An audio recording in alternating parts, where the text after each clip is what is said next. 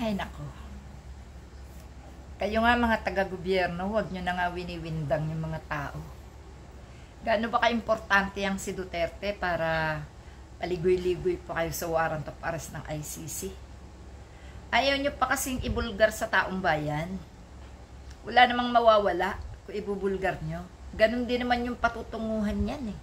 Pag sinabing warrant of arrest sa isang tao, ibig sabihin, kriminal yung aarestuhin. Bakit kailangan nyo pang ilihim?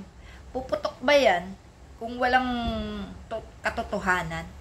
Hindi naman lumalabas ang isang balita kung walang walang pruweba. Alam nyo, hindi magkakaroon ng usok kung walang apoy. Kaya wag nyo nang anuhin ang mga tao, sabik-sabikin. Lahat naman talaga ng mamamayang Pilipino gusto makulong si Duterte. Yan mag-aamang yan. Kasi yan ang salot ng bayan. Bakit kailangan nyo pa ilihim-lihim? Naku, Diyos ko, Mr. President, pwede ba kung may natanggap na kayo, sino man ang may hawak niyan, ibulgar nyo na.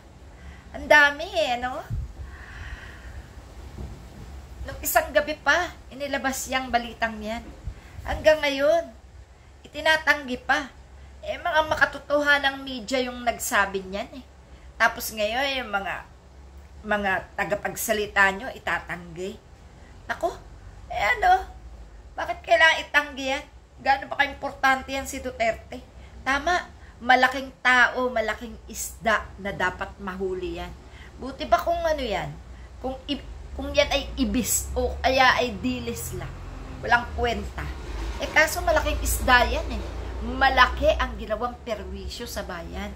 Kaya maraming mamamayan ang magiging happy kapag totoong may warrant of arrest na yan. Huwag nyo na kami linlangin. Ganon din yun. Mahuhuli din yan. Mahatulan, mapaparusahan. Ano pa? Bakit nanghinayang pa ba yung mga taga-gobyerno sa mga Duterte para hindi nyo ginugusto na mabulgar ang totoo? Aba, pambihira din pala kayo.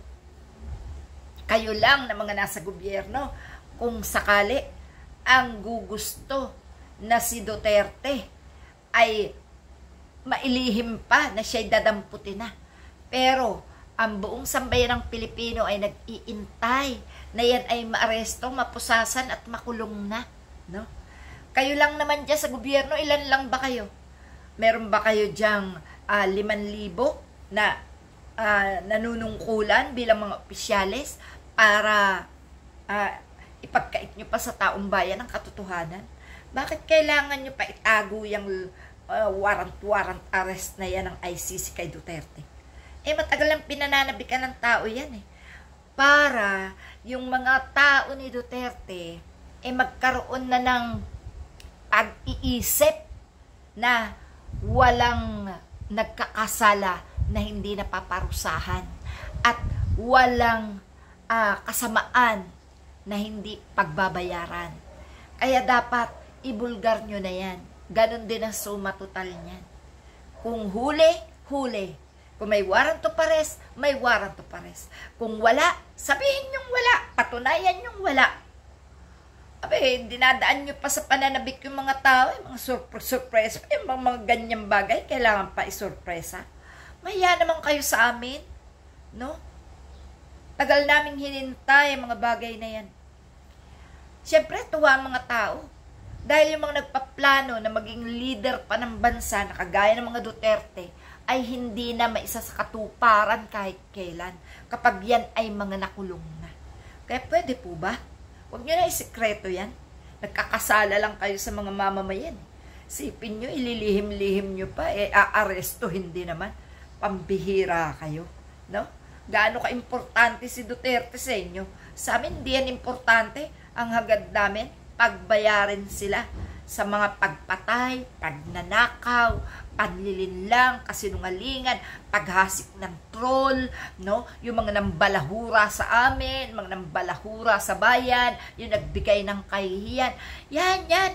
Mula lahat kay Duterte yan. Kaya pwede ba, huwag nyo na ilihim yung warrant of arrest. Ibulgar nyo na para marami na ang masyahan at marami pang magdasal na sana madampot na. Ano po? Yun na ilihim yan. Hindi nyo rin maitatago na matagal yan. Lalabas at lalabas din yan. Sinabi ba na ICC na ilihim nyo muna? Ayan tumakas na. Lihim-lihim pa kayo, ayan. Ang lakas kaya ng radar ni Duterte para hindi matakasan. Bitpunta ng Hong Kong yan. Kung hindi niya alam na siya may warrant of arrest. Nakaw, kayo wag na kami linlangin. Wag na. Dahil yung utak namin, mas malaki pa siguro sa utak ninyo. Kaya wag kaming lokohin. Ano? Ha? Kayo mga taga-gobyerno? Ha? Lihim-lihim pa kayo? O yung mga DDS na nahimik na, di ba? O nasaan yung mayayabang na senador na tumatakbo ni Duterte? Wala na. No? Di ba? Tanggal ang mga kayabangan. Si Philip Salvador, di ko nakikita ngayon sa FB ngayong araw to. Si Bato de la Rosa, nakita ko umiiyak-iyak. Wala na eh. Asa na yan si Bongo? Bakit nawala? Kayo, mga kasabwat kayo sa EJK at saka sa war on drugs. Kaya, buti pa. Kesa kayo'y magpatuloy sa pagkakandidato nyo, magsilayas na rin kayo, ano? Ha? At wag na kayong babalik ng Pilipinas kahit kailan, no? Ha? Sabagay, gusto namin kayo makitang nakaselda, no? Baka sakali, merong kaming tinitika-tika doon sa kulungan. Pagbayarin ng lahat ng yan. Mga walang kwentang tao yan. Hindi dapat pinahahalagan yan. At wala na dapat sikreto sa pag-aresto sa mga hudas na yan. Naku po, Diyos ko. Salamat po.